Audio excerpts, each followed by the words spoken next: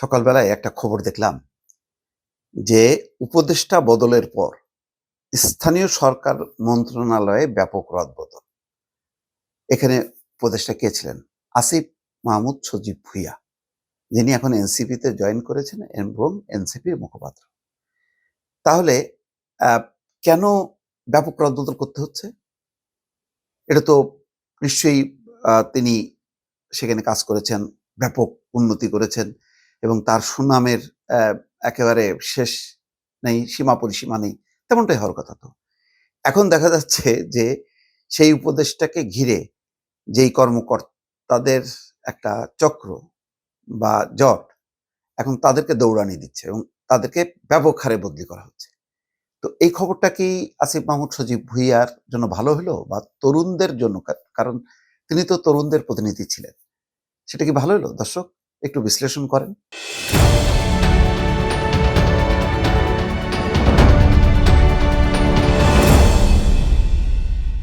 তরুণদের প্রতি প্রত্যাশা ছিল যে তারা নতুন কিছু দেবে।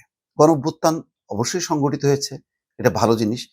কিন্তু যখন নাকি প্র্যাকটিক্যালি মানে সেই ক্ষমতা বা দায়িত্বের দিকে ধাবিত হইল তরুণরা, বা তাদেরকে দায়িত্ব দেয়া হলো, ইউনূস সরকার তো দিলেন।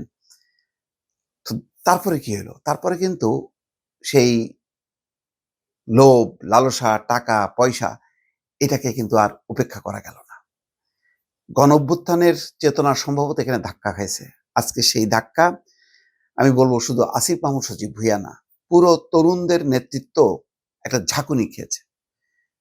অনেক নেতার বিরুদ্ধে ফুলে ফেঁপে যাওয়া, তারপরে দেখেন তাদের সম্পদের পরিমাণ, তাদের আগের অবস্থান, এখনকার অবস্থান, এগুলো যখন কি দেখছে সবাই, ১ বছর আগে পরের যখন হিসাব নিকাশ করতেছে, মানে ৫ই আগস্টের আগে কেমন ছিল তারা, আর ৫ই আগস্টের পরে তারা, প্রত্যেকেই দেখছে যে না, তারা তো ভালোই আছে। তারা ব্যক্তিগতভাবে বেশ টাকা পয়সার মালিক হয়েছে, তাদের বাসা বাড়িগুলি চকচক হচ্ছে। গাড়ি, যে গাড়ি ছিল না, সাইকেল চালানোর কথা যাদের, বা বাইক, এখন তারা ৪ চাকার গাড়িতে চলতেছে, বেশ দামি গাড়িতে। এগুলো তো দেখছে, তাই না? তাহলে আজকে দেখেন তার প্রতিফলন ঘটলো। বলা হচ্ছে উপদেষ্টার একান্ত সচিব সহ, পিএস সহ ১৩ জন কর্মকর্তাকে, ঊর্ধ্বতন কর্মকর্তাকে ইতিমধ্যে বদলি করা হয়েছে এবং আরো কয়েকজনকে করা হতে পারে। আগের উপদেষ্টার সময় নেয়া কিছু প্রকল্প পুনর্বিন্যাস করা হচ্ছে। এইসব বলা হচ্ছে যে সে তার মতন করে আহ, রাজনৈতিক উদ্দেশ্যে বা আর্থিক উদ্দেশ্যে কিছু প্রকল্প নেওয়া হয়েছে, সেগুলো পুনর্বিন্যাস করা হচ্ছে। এই দায়িত্বটা পালন করতেছেন আদিলুর রহমান খান। আদিলুর রহমান খানের ব্যাপারে কিন্তু এক ছটাক কোনো দুর্নীতির অভিযোগ নেই। ভালো মানুষ, অধিকারের আহ, মানে তিনি সেই মানবাধিকারের সেই কাজটি করতে যেয়ে বিগত হাসিনা সরকার আমলে কি পরিমাণ নির্যাতন, নিপীড়ন শিকার হয়েছে, এটা সবাই জানে। দেখেন, ওনারা তো সিনিয়র, আদিলুর রহমান খান, তারপরে আসিফ নজরুল, এই ব্যাজের বিরুদ্ধে কিন্তু বড় ধরনের দুর্নীতির কথা শোনা যায়নি। আমি এটাকে দায়িত্ব নিচ্ছি না, কিন্তু মানে আলোচনাই নাই কিন্তু তারা, সিনিয়র যারা।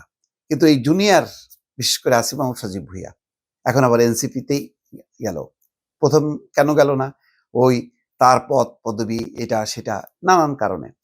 তো ব্যক্তিগতভাবে আমি আর কোনো শত্রুতা নেই আসিফ মাহমুদ সজীব ভুঁইয়া বা অন্য কারোর প্রতি। কিন্তু আমার কথা হলো যে ভালো কিছু হইল না, কারণ আমি একটা গণ অভ্যুত্থান করলাম।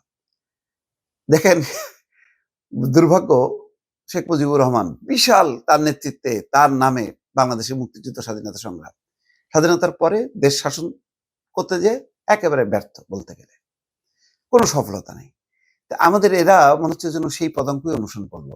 এত বড় অভ্যুত্থানের পরে তারা তাদের চিন্তা চেতনার আলোকে যে বিভিন্ন মিনিস্ট্রিতে তারা দৃষ্টান্ত স্থাপন করবেন, বলবে, বিভিন্ন মন্ত্রণালয়ের যারা কর্মকর্তারা, তারা বলবে যে এই যে উনি আসার পরে এই করছে, এই ধরনের দুর্নীতি উন্মোচন করছে বা দুর্নীতির পথ বন্ধ করছে, তিনি একটা দৃষ্টান্ত স্থাপন করছে। কোথায়? কিছুই না। উল্টা যায় সমস্ত কাহিনী হয়েছে, সেই ৩০০ ফিটে যে হাঁসের মাংস খাওয়াটা, এসব মিলাই টিলাই ভালো হলো না।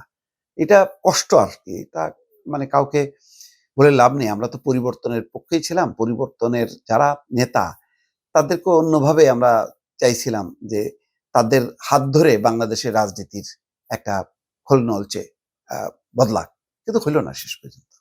এটাই দুঃখ। ভালো থাকবেন। আল্লাহ হাফেজ।